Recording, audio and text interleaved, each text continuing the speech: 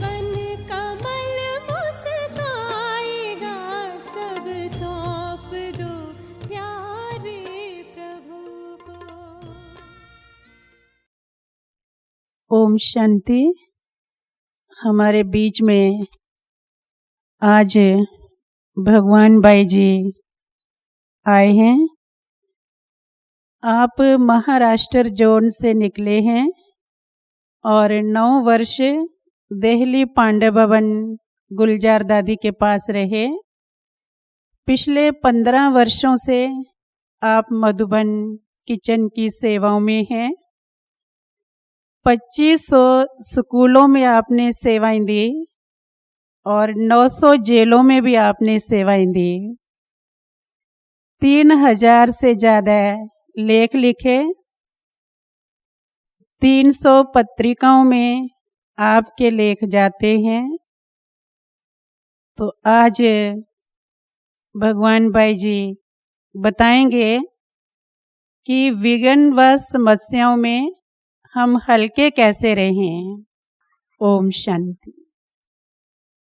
ओम शांति। तो आज का विषय है विघ्न व समस्या में हल्के कैसे रहे, क्योंकि योग का यह पहला फाउंडेशन है।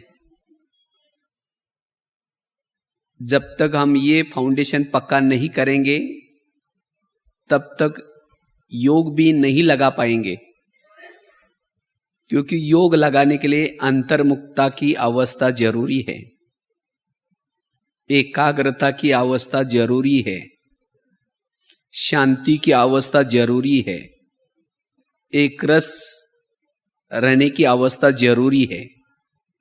लेकिन जिसके जीवन में विघ्न या समस्या है, ये चारों भी अवस्था से दूर हो जाता है, तो वो योग लगाने के बजाय उस समस्या का चिंतन, उन विघ्नों का चिंतन करता रहता है।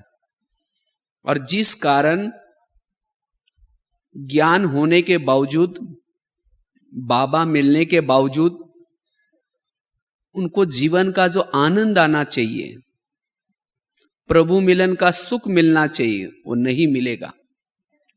इसलिए आप सभी मधुवन में आए हैं तो मधुवन से ये लेसन पक्का करके जाना है,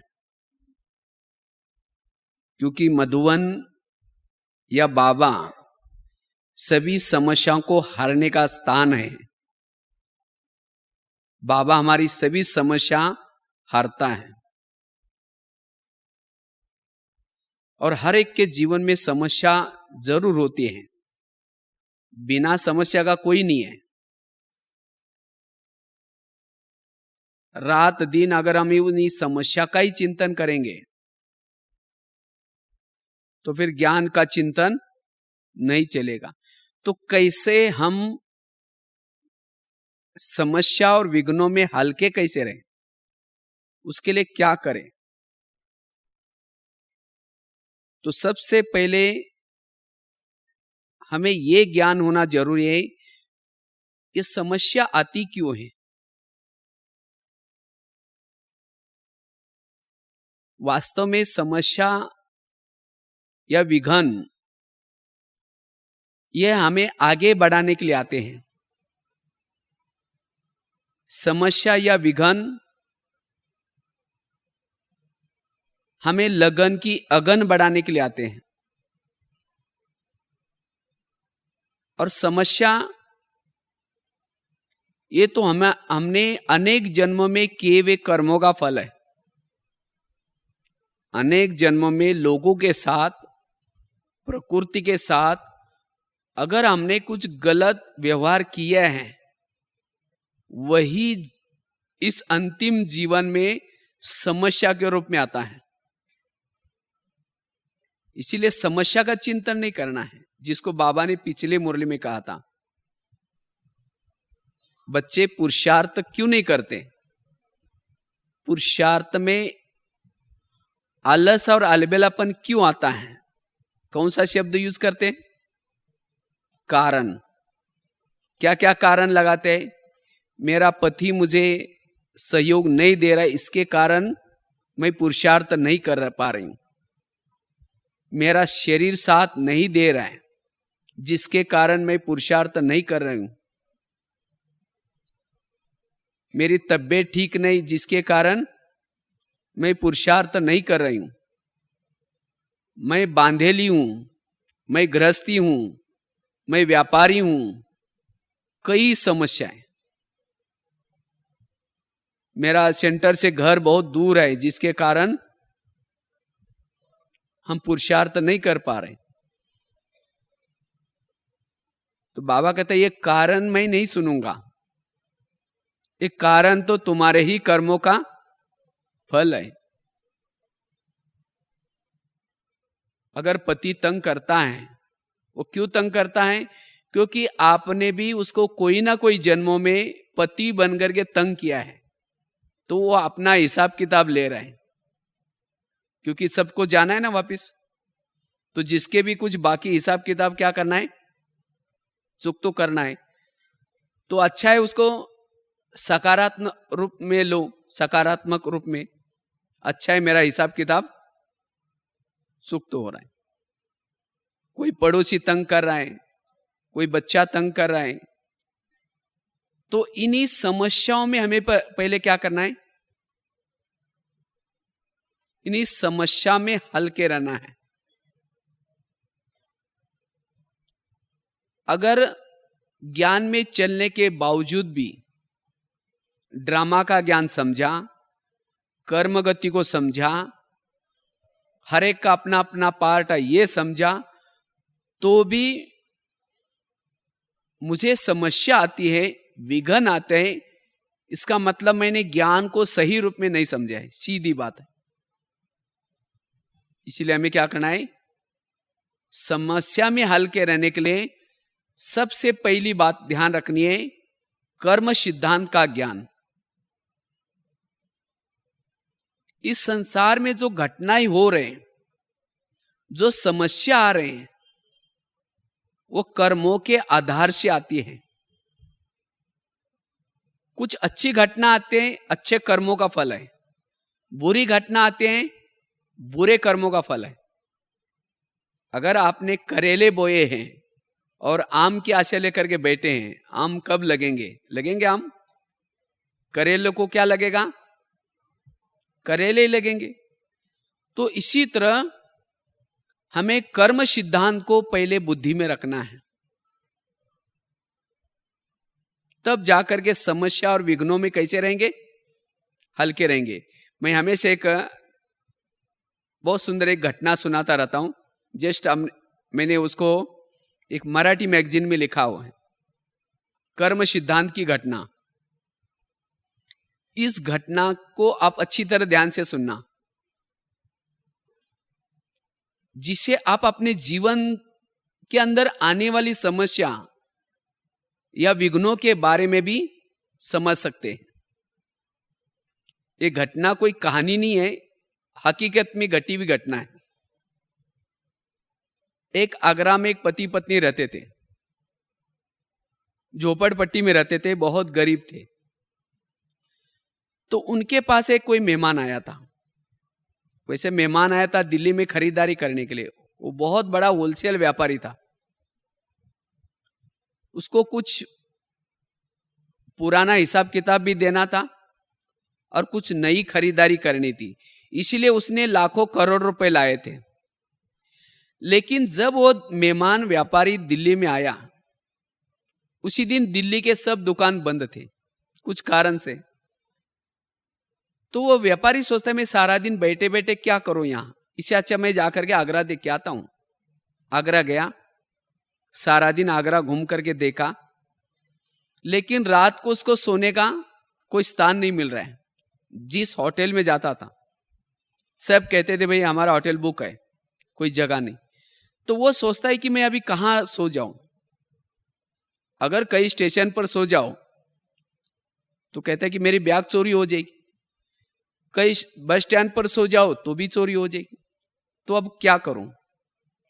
इतने में उसको याद आया, मेरा एक मेहमान है जो गरीब है, जो झोपड़पट्टी में रहता है, भले दूर का है लेकिन है मेहमान। तो उसका एड्रेस था, उस अनुसार वो उनके पास पहुंचा और जा करके उनके साथ बातचीत की, किसी लिए आया हूं ये बताया, खाना वगैरह खाया। रात को सोने से पहले अपनी बैग खोली उसने, कुछ कपड़े बदलने के हिसाब से। जब बैग खोली तो गरीब की पत्नी की नजर बैग के अंदर गई और उसने देखा कि 50 के, 100 के, 500 के नोट भरे उसके बैग में, पूरे नोट भरे हैं। तो उस गरीब की पत्नी को लगता है हम तो कितना गरीब है और इसके पास कितना पैसा है, तो उसको लगता है ये पैसा मैं कैसे लूं। तो रात भर उसको नींद नहीं आती। तो 12-1 बजे वो उठती है, बाहर जाते हैं और बड़ा एक पत्थर लाते हैं और पत्थर ला करके सीधा वो सोए हुए मेहमान के सिर में जोर से डालते। बैग उसके शिरानी थी, तो तुरंत उसका मर्डर हो गया। और फटाफट उस गरीब की पत्नी ने बैग ली और पति को दिखाई, कहा कि अब हमारी गरीबी खत्म हो गई। तो पति तो डर गया, कहा कि किसी को पता चलेगा, लोगों को पता चलेगा, पुलिस को पता चलेगा। कहा कि किसी को पता ही नहीं चलने देंगे, ये घटना केवल आपको ही मुझे ही पता है और अभी इसको खत्म करते। उनके झोपड़पट्टी के पीछे जमुना नदी बहती थी, दोनों ने उठा करके उस नदी में फेंक दिया उसको। इस घटना को भले उन्होंने पुलिस से छिपाया, लोगों से छिपाया, परमात्मा से भी छिपा सकते हैं, लेकिन कर्मों से ऐसी घटना कोई नहीं छिपा सकता। आखिर उन्होंने उसी पैसे से एक प्लॉट खरीद किया, एक बिल्डिंग बना दी। उसके बाद उन्होंने एक कार खरीद की, एक दुकान खोला, अपने लिए अच्छे गहने बनाए, अच्छे कपड़े सिलाई की। उनकी गरीबी खत्म हो गई। उनको बच्चा वगैरह नहीं था, दोनों ही पति और पत्नी थे। तो कुछ सालों के बाद दोनों को एक बच्चा हो गया, एक ही था, इसीलिए उसको खिलाया पिलाया बड़ा किया। अचानक कुछ कारण से बच्चा बीमार पड़ा। बच्चा काफी बड़ा हुआ था, कलेक्टर बनने वाला था। तो एक ही बच्चा, इतना पढ़ा लिखा बच्चा, इसे बहुत प्यार था,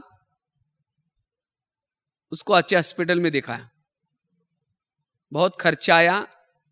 उन्होंने गहने बेचे, सोचे कि बाद में ले लेंगे, बच्चा ठीक नहीं हुआ। आखिर उन्होंने जो कार ली थी, गाड़ी, वो भी बेची, तो भी बच्चा ठीक नहीं हुआ। आखिर उन्होंने जो दुकान चालू किया था वो भी बंद किया बीमारी खातिर, तो भी बच्चा ठीक नहीं हुआ। आखिर उस बच्चे को दिल्ली में दिखाया, अच्छे हॉस्पिटल में, बहुत खर्चा आया। जो बनाया था मकान वो भी बेचा, बच्चा ठीक नहीं हुआ। तो एक दिन वो बच्चा कहता है, पापा जी अपने को जो मिला था वो पैसा खत्म हो गया, अब मैं जा रहा हूं। बच्चा मर गया। तो बच्चा कौन था? वही व्यापारी अपना पैसा लेने के हिसाब से बच्चे के रूप में उनके पास जन्म लिया था। यह है कर्म सिद्धांत। अगर वो व्यक्ति ये सोचे कि भगवान मेरे जीवन में कितने विघ्न आ रहे हैं, मेरे जीवन में कितनी समस्या आ रही, समस्या क्या भगवान ने दी? समस्या किसने बनाई?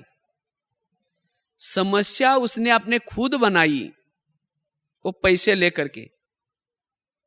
अगर वो ऐसा कर्म नहीं करता तो समस्या क्रिएट होती? तो ये घटना से आज हमारे जीवन में भी देखना है। आज कोई मुझे पति बनकर के तंग करता है, मैंने भी उसको कभी ना कभी तंग किया है। कोई सास बनकर के तंग करती है, तो ये भी मैंने कभी ना कभी कोई ना कोई जन्म में सास बनकर के तंग किया है। कोई बच्चा शराब पी रहा है, पैसा लुटा रहा है, क्यों? इसलिए ये कर्म सिद्धांत को बुद्धि में रखना है। इस संसार की जो घटनाएं हो रहे हैं, कर्मों के आधार से हो रहे हैं।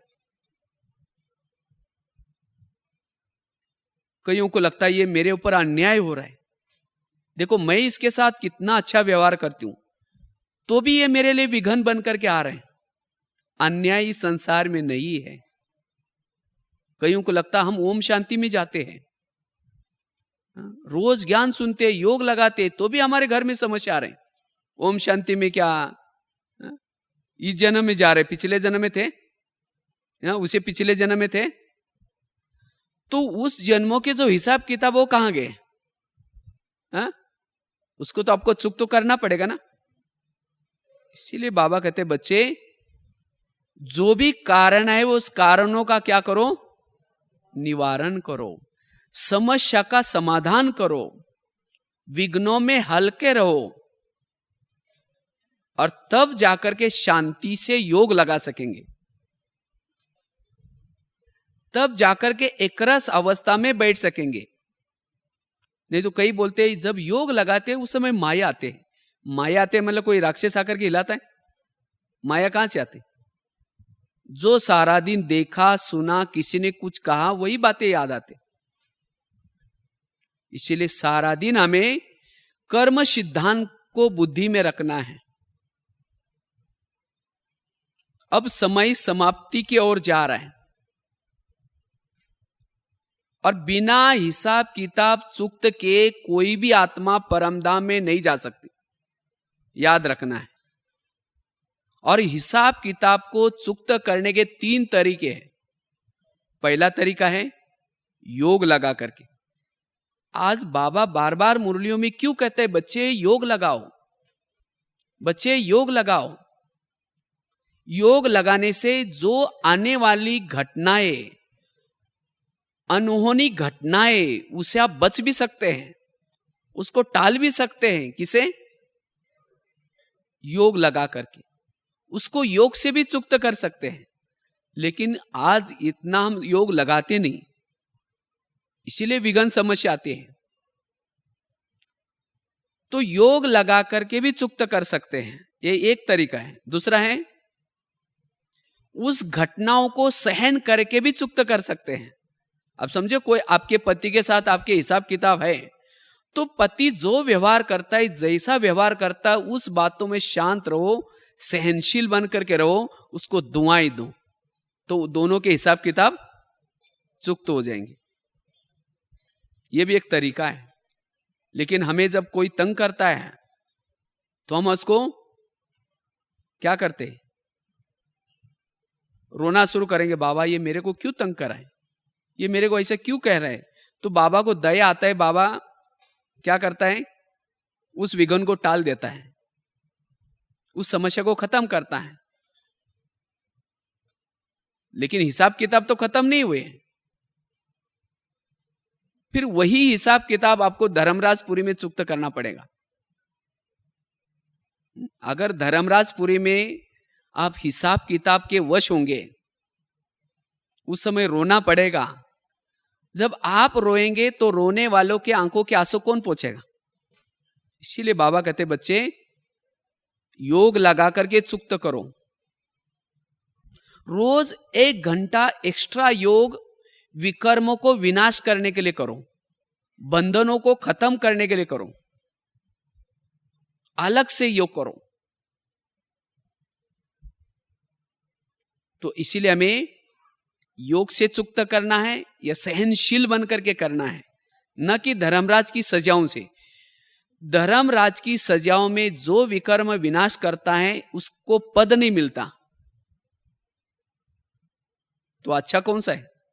योग लगा करके। इसीलिए हमें समस्याओं में क्या करना है? इस कर्म गति को बुद्धि में रख करके हल्के रहना है।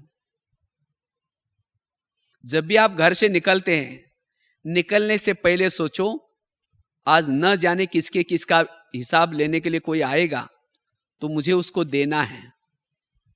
जब आप चलते चलते किसी ने गाली दी तो क्या कहो? अच्छा इसका भी चुक्त हो गया, धन्यवाद। ये नहीं कहो कि क्यों उसने गाली दी। तब हल्के रहेंगे। दूसरी बात है, विघ्न और समस्या में हल्के रहने के लिए उस विघ्नों के दृष्टिकोण को सकारात्मक रूप में लो।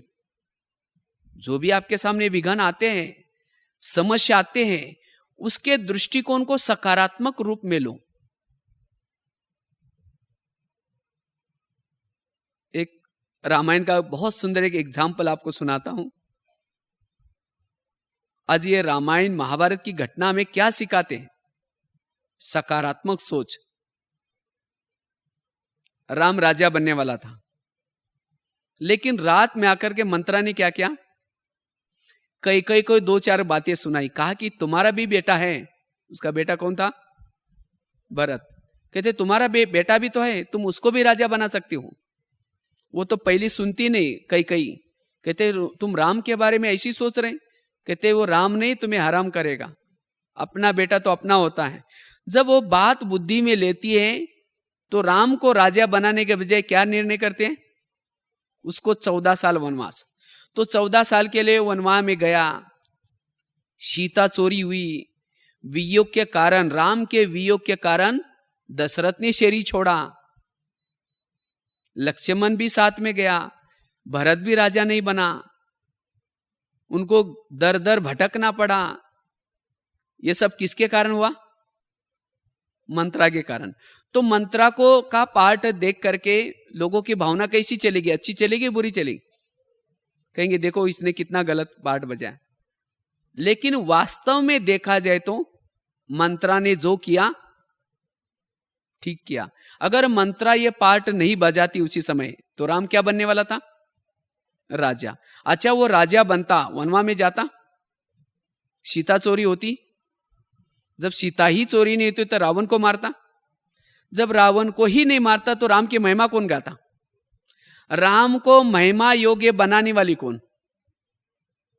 हाँ, मंत्रा। तो राम मंत्रा को दुआ देगा या बदुआ देगा? दुआ देगा। यह है उस विघन का दृष्टिकोण पॉजिटिव। आज राम के जीवन में इतने ऋषि मिले, तपस्वी मिले, इतना अंगद मिला, हनुमान मिला, किसके कारण मिला? हाँ, किसके कारण? उस मंत्रा के ऐसे कर्मों के कारण। तो इसी तरह ड्रामा अनुसार हर ब्राह्मणों के पास या हर इंसान के पास 1-2 मंत्रा जरूर होते हैं। हाँ? और वो किसी लिए होती है? हाँ? परेशान करने के लिए, तंग करने के लिए, या महिमा योग्य बनाने के लिए? महिमा योग्य बनाने के लिए। लेकिन आज जो हम समस्या आते हैं या विघन आते हैं, उसी मंत्रा को देखते ही आते हैं। कहते बस इसको देखते ही मुझे क्या होता है? हाँ, मेरा दिमाग ही गर्म हो जाता है। इसको देखते ही मुझे बहुत मेरा योग ही नहीं लगता। लेकिन याद रखना है, वही आत्मा जो आपको तंग कर रहे, परेशान कर रहे, वही महिमा योग्य बनाने वाली है। आज वो आपके जीवन में नहीं होती। जैसे राम के जीवन में जो मंत्रा आई, उसके कारण हनुमान मिला, अंगद मिला, महान पुरुष मिले। इसी तरह आज हमारे जीवन में भी आज दादियां मिल रहे, इतने सारे महान ब्राह्मण परिवार मिला। किसके कारण मिला? अगर वो आत्मा परेशान नहीं करती तो आप भक्ति करते? शांति के लिए दर दर भटकते? कहते बस हमारे घर में सब कुछ ठीक है, हमें शांति की जरूरत नहीं है। तो उस आत्मा ने जब विघन डाला तो आपको शांति के लिए खोज के लिए गए, और शांति के खोज के जाने के बाद इतना अच्छा परिवार मिला, बाबा मिला, तो उस आत्मा को क्या करेंगे? दुआ देंगे या बदुआ देंगे? दुआ देंगे। इसीलिए विघ्न डालने वाला हमारा परम मित्र है। तो इसीलिए विघ्न डालने वालों से क्या रहना है? कैसे रहना है? हल्के रहना है। तो ये पाठ हमें यहां से पक्का करना है। जो विघ्न डालता है, समस्या क्रिएट करता है, उसको दुआएं दो। और इसके लिए क्या बनना है? सहन शक्ति की देवी बनना है, सहन शक्ति की देवता बनना है।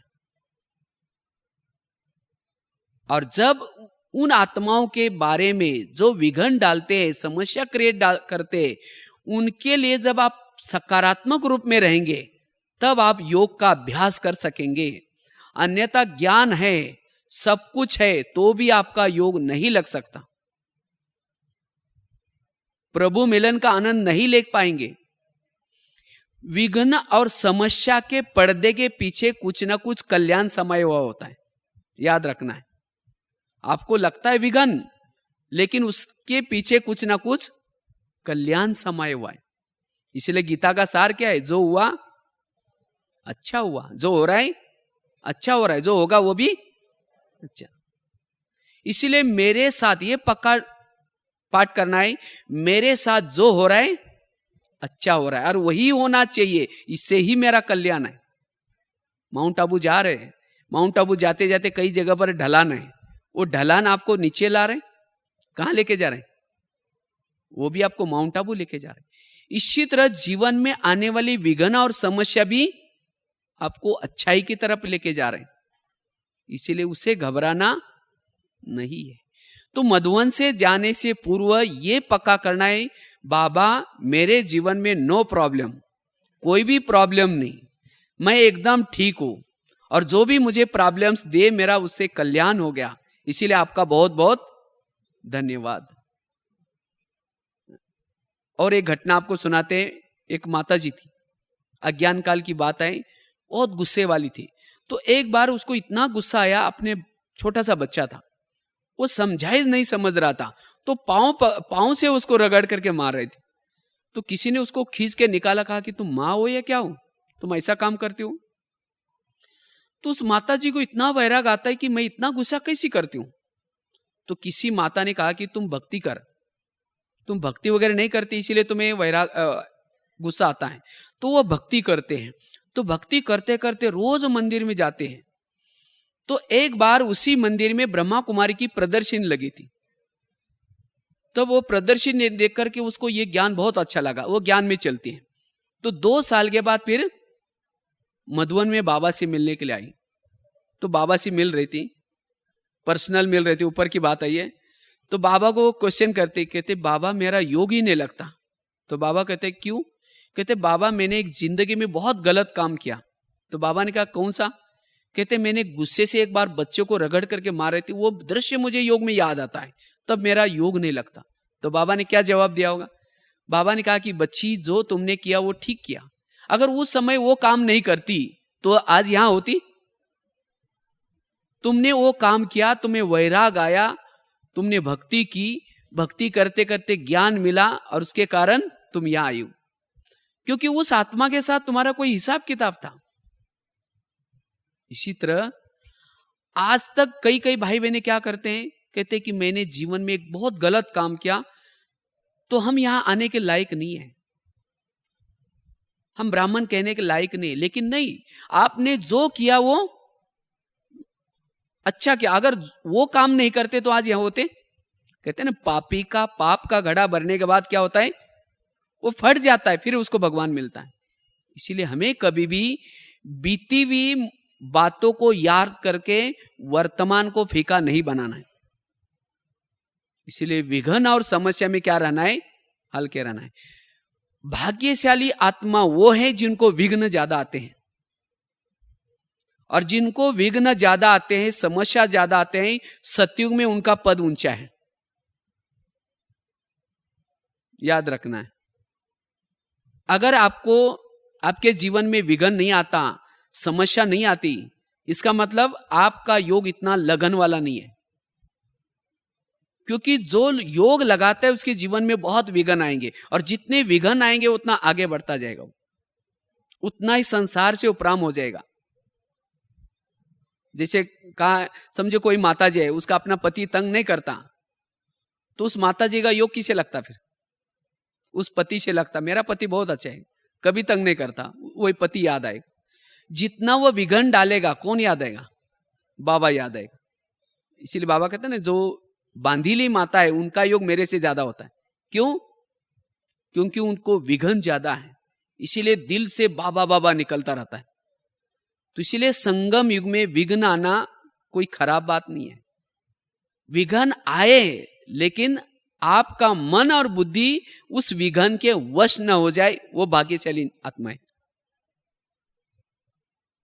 मन और बुद्धि को विघ्न टच न करे, और उसके लिए क्या याद रखना है?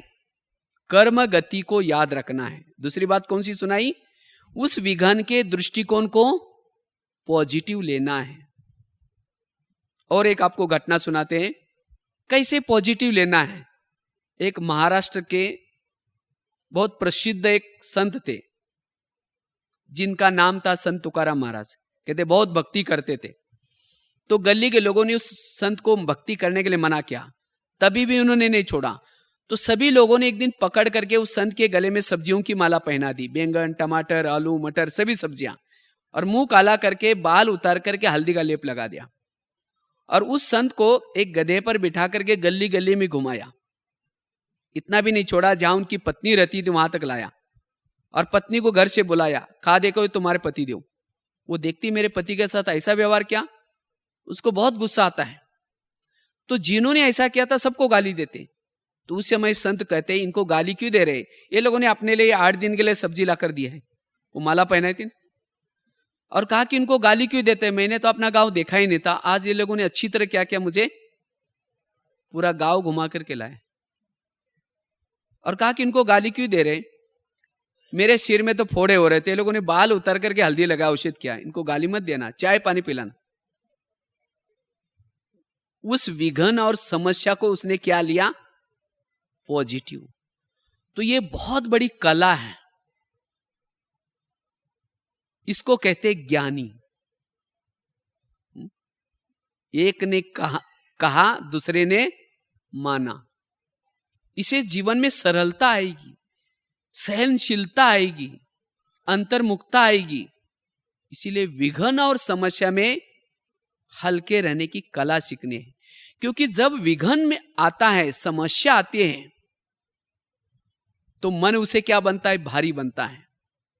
विघ्नों का चिंतन, समस्या का चिंतन करने से मन कैसा बनेगा, भारी। और याद रखना है, जिसका मन भारी रहता है, भारी मन परमधाम में उड़ नहीं सकता। एक तो लोहे का भी मन होता है, देखा होगा ना, लोहे के मन को लेकर के ऊपर फेंको, जाएगा परमधाम में, नहीं जाएगा। हल्का मन ऊपर जाता है। इसलिए विघ्नों से हमें बचना है, विघ्नों में हल्के रहना है, ताकि मन कैसा रहेगा, हल्का रहेगा। मन हल्का और बुद्धि स्वच्छ, तो इसीलिए मन हल्का और बुद्धि स्वच्छ रखना है। अगर ये 2 चीजें हैं, तब जाकर के हम प्रभु चिंतन, आत्मचिंतन कर सकेंगे। तो मधुवन से जाने से पूर्व तो हमें क्या करना है, इस पाठ को पक्का करना है, जीवन की समस्या को क्या करना है, समाधान रूप में परिवर्तन करना है, तब हम योग लगा सकेंगे। ठीक है, ओम शांति।